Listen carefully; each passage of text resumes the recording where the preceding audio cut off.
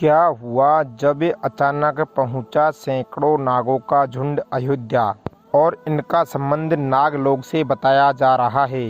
आखिर राम मंदिर प्राण प्रतिष्ठा से पहले अचानक इतने सारे चमत्कार क्यों हो रहे हैं? सबसे पहले गिद्धों का झुंड राम मंदिर के आसपास दिखाई दिया, जिनको जटायु का वंशज कहा जा रहा है। अयोध्या के लोग बाग इनकी पूजा कर रहे हैं। इसके बाद कुछ भालू अयोध्या में अचानक से देखे गए, जो कि जामवंत का प्रतीक है। लेकिन अब एक ऐसा चमत्कार देखने को मिल रहा है जो अयोध्या के लोगों के लिए खतरा साबित हो रहा है। आज की इस वीडियो में बहुत बड़े रहस्य से पर्दा उठने वाला है। आखिर भगवान राम का नागों के साथ क्या संबंध है? आखिर प्राण प्रतिष्ठा से पहले इतने सारे नाग एक के बाद एक इतने सारे क्यों निकल रहे हैं? वो भी अलग अलग प्रजाति के एल। आगे बढ़ने से पहले अगर आप भी एक सच्चे सनातनी हैं तो इस वीडियो को लाइक करके कमेंट बॉक्स में जय श्री राम जरूर लिखिए। 22 जनवरी सोमवार के दिन अयोध्या के नवनिर्मित राम मंदिर में होने जा रही रामलला की प्राण प्रतिष्ठा का समस्त देशवासियों को बेसब्री से इंतजार है। राम जी के भव्य स्वागत की तैयारी जोरों शोरों से हो रही है। यह तारीख कोई आम तारीख नहीं है, बल्कि इसके पीछे बहुत ही ज्यादा खास महत्व छिपा हुआ है। आखिर राम मंदिर की प्राण प्रतिष्ठा के लिए 22 जनवरी का समय ही क्यों चुना गया है? इसके पीछे का रहस्य जान करके भी आपके होश उड़ जाएंगे। त्रेता युग में प्रभु श्री राम का अभिजीत मुहूर्त में हुआ था। 22 जनवरी सोमवार के दिन मृगशीर्ष नक्षत्र में अभिजीत मुहूर्त का संयोग बन रहा है। यही कारण है इस तिथि को रामलला की प्राण प्रतिष्ठा के लिए चुना गया है। साथ ही यह भी माना जा रहा है कि इस शुभ मुहूर्त में रामलला की प्राण प्रतिष्ठा करने से प्रभु श्री राम सदैव मूर्ति के अंदर विराजमान रहेंगे। लेकिन जैसे जैसे प्राण प्रतिष्ठा का समय नजदीक आ रहा है, वैसे वैसे अलग अलग प्रजाति के नाग अचानक से ही अयोध्या में प्रकट हो रहे हैं, जो कि अयोध्या वासियों के लिए खतरा बनते जा रहे हैं। लेकिन गिद्धों का और भालुओं का संबंध तो प्रभु श्री राम से बताया जा रहा है और उन्होंने रामायण में भगवान श्री राम की सहायता भी की थी। लेकिन इन नागों का भगवान श्री राम के प्रति क्या संबंध है? आज की इस वीडियो में इस रहस्य से पर्दा उठने वाला है। चौंकाने वाली बात यह है कि इनमें दो प्रजाति के नाग अलग अलग क्षेत्र में बारी बारी से निकल रहे हैं, जिनका संबंध वासुकी और तक्षक नाग के साथ जोड़ा जा रहा है। ऐसा कहा जाता है कि प्रभु श्री राम के भाई लक्ष्मण अनंत साक्षात शेषनाग का रूप है और वासुकी नाग, तक्षक नाग और शेषनाग, और ये तीनों ही आपस में भाई हैं, जिसमें तक्षक और वासुकी नाग पाताल में निवास करते हैं और शेषनाग वैकुंठ में भगवान विष्णु की सेवा करते हैं। तो अंदाजा लगाया जा रहा है कि जब प्रभु श्री राम अपने भाई लक्ष्मण यानी कि शेषनाग और माता सीता के साथ अयोध्या धाम पहुंच रहे हैं, तो क्या शेषनाग के दोनों भाई पाताल में से उनसे मिलने के लिए बार बार प्रकट हो रहे हैं? दोस्तों, यह रहस्य बहुत ही बड़ा है, क्योंकि अयोध्या के क्षेत्र से एक सांप को पकड़कर सुरक्षित इलाके में छोड़ा जाता है तो वही सांप पुनः राम मंदिर के परिसर में देखा जाता है, जिससे कई बार मजदूरों को भी काम करने में भय महसूस होता है। लेकिन जय श्री राम का नाम उन्हें हिम्मत देता है। और आप भी नीचे कमेंट बॉक्स में जय श्री राम जरूर लिखें। लेकिन दोस्तों, प्रभु श्री राम का नागलोक के वीडियो के साथ क्या संबंध है? और ये सच्चाई जान करके आपके पैरों तले जमीन खिसक जाएगी, क्योंकि पूरे घटनाक्रम को मल्टीप्लस के साथ जोड़कर देखा जा रहा है, जिसे हिंदी में सृष्टि चक्र कहते हैं। मल्टीवर्ड की सच्चाई जानकर आपके भी रोंगटे खड़े हो जाएंगे। जिस संसार में हम रहते हैं वो सृष्टि, वो विनाश चक्र से गुजरती है। इस संसार के प्रति एक सृष्टि चक्र को एक कल्प कहा जाता है। हर कल्प के 4 युग या 4 भाग होते हैं। दूसरे भाग या त्रेता युग में राम अयोध्या में जन्म लेते हैं और रामायण करके फिर से बैकुंठ की ओर लौट जाते हैं। यानी कि आप इस पृथ्वी पर अपना जीवन यापन कर रहे हैं। आप जो घटनाक्रम कर रहे हैं वही बराबर घटनाएं किसी और यूनिवर्स या कल्प में आपके रूप के ही साथ पुनः होने वाली है या फिर हो चुकी है। आगे मल्टीवर्ड की सच्चाई को साबित करने के लिए एक ऐसी पौराणिक घटना हम आपको बताएंगे जिसे जानने के बाद आपको भी मल्टीवर्ड की सच्चाई पर यकीन होगा। इस दुनिया में केवल 3 विद्वानों को मल्टीवर्स को देखने का और उनमें जीने की, टाइम क्राइम करने की इजाजत दी गई है, जिसमें हैं पहले वासुकी नाग, दूसरे हैं तक्षक नाग और तीसरे हैं काकभूषणी देव। तक्षक और वासुकी नाग के बारे में हम आपको बता चुके हैं। आखिर सवाल ये उठता है कि आखिर काकभूषणी कौन है और आखिरी में इन्हें भगवान श्री राम ने अमर कैसे बनाया। वेदों और पुराणों के अनुसार काकभूषणी ने 11 रामायण और 16 महाभारत देखी है।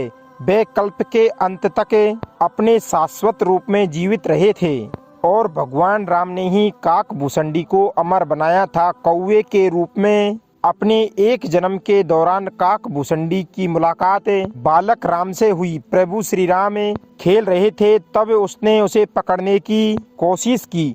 समय आने पर काकभूषणी को भगवान के मुख के दर्शन हुए। बालक राम के मुख में आकाश गंगाओं और समस्त ब्रह्मांड को देखने के बाद काकभूषणी ने भगवान राम से दूर रहने का उड़ना बंद कर दिया और उनके पास लौट आए। काकभूषणी ने भगवान राम को ना पहचानने के लिए क्षमा मांगी। भगवान ने उन्हें दिव्य मुस्कान दी और काकभूषणी को उसकी इच्छा पूछी। काकभूषणी ने कहा कि वह भगवान राम के प्रति अपनी भक्ति हमेशा हमेशा के लिए करना चाहते हैं।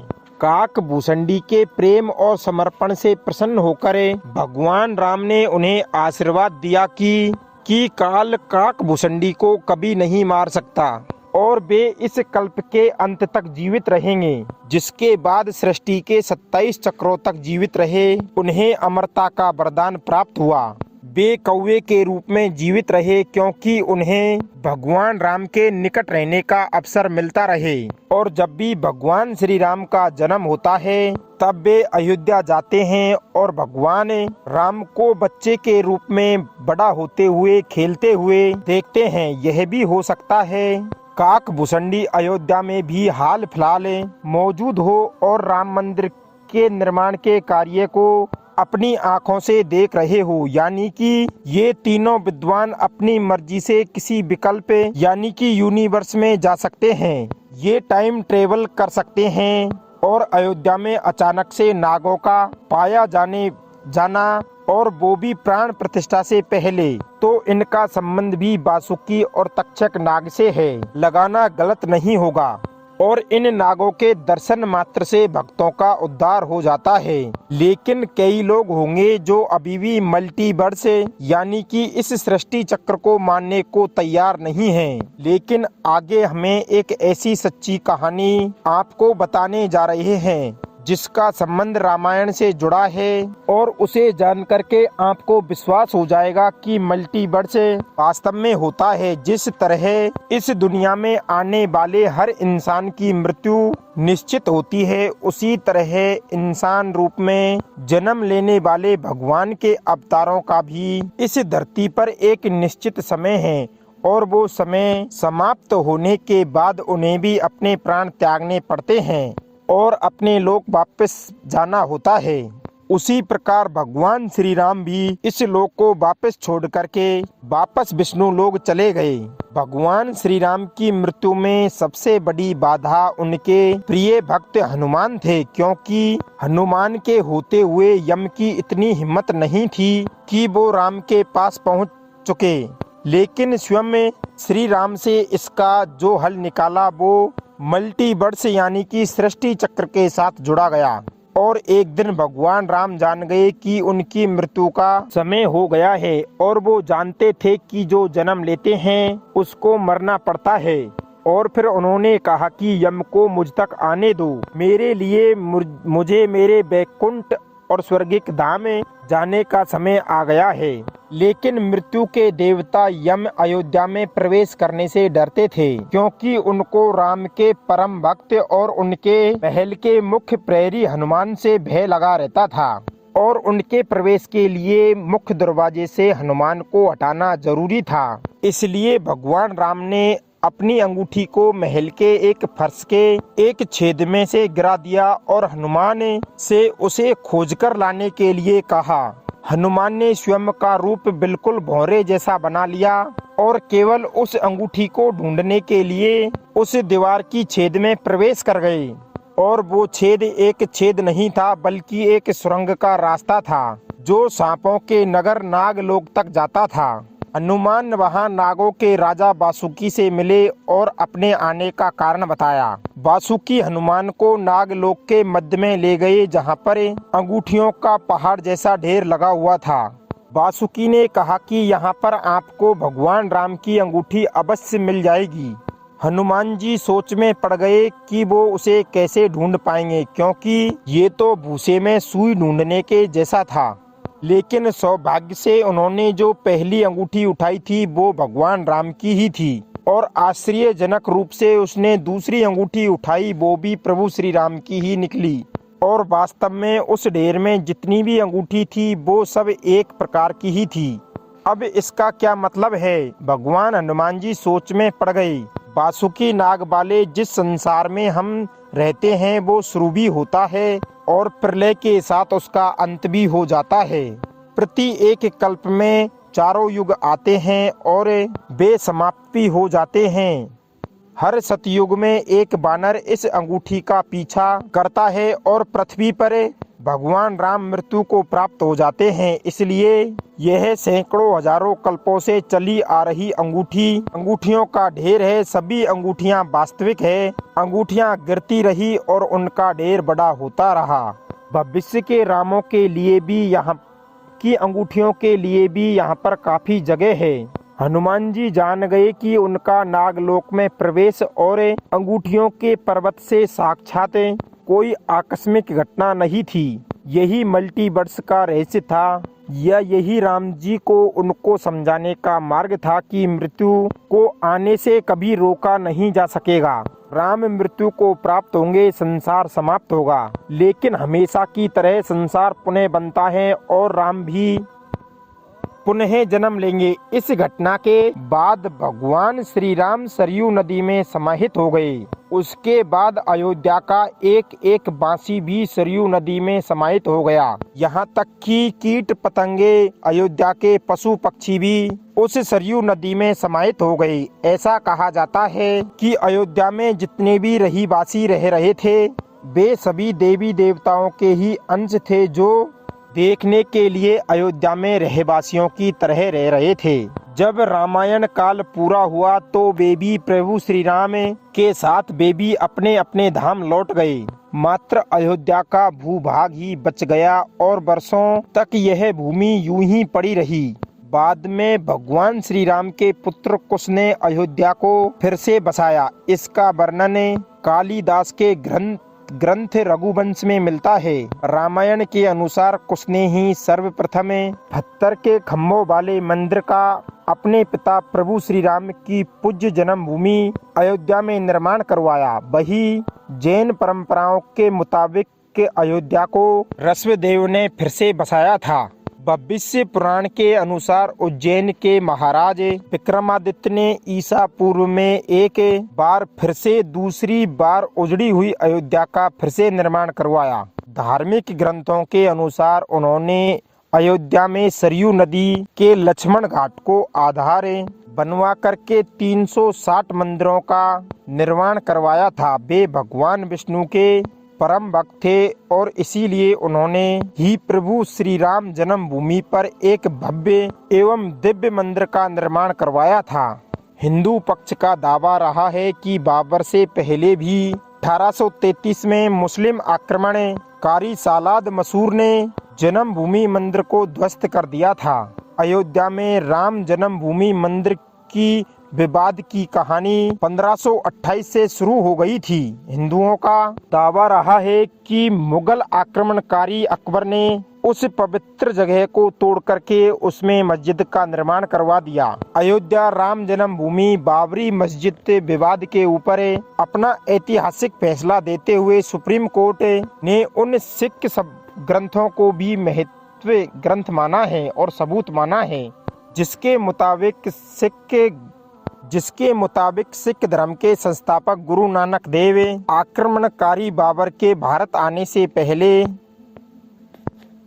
ही भगवान राम की जन्मभूमि के दर्शन के लिए अयोध्या पहुंचे थे। गुरु नानक देव जी 1510 से 1511 के बीच अयोध्या आए थे, जबकि बाबरी मस्जिद 1528 ईस्वी में बनाई गई थी।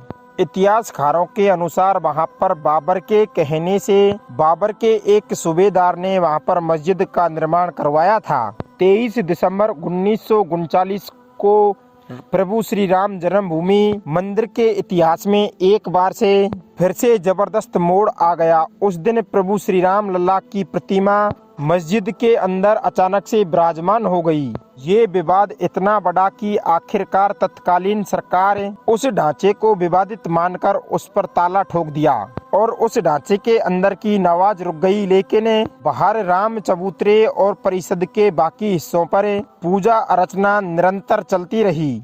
6 दिसंबर 1992 को अयोध्या में राम जन्मभूमि आंदोलन से जुड़े लाखों आखिर सेवक आकर जुटे थे। उन्होंने ही उस विवादित ढांचे को ध्वस्त कर दिया, तहस नहस कर दिया। भगवान राम लल्ला उस ढांचे से बाहर निकलकर अस्थायी टेंट में आ गए थे। यानी कि भगवान श्री राम मंदिर का इतिहास बहुत ही बड़ा है। अनेकों लोगों के संघर्ष की कहानी है और अनेकों सेवकों के बलिदान हैं। दोस्तों, भले ही हम इस संघर्ष में भाग नहीं ले सके, लेकिन यह हमारा सौभाग्य है कि हम राम मंदिर को बनता हुआ अपनी आंखों से देख रहे हैं। दोस्तों, अगर आज की यह खास वीडियो आपको पसंद आई है तो सच्चे सनातनी इस वीडियो को लाइक करके आपके अपने इन YouTube चैनलों को सब्सक्राइब जरूर करें। हर हर महादेव, जय।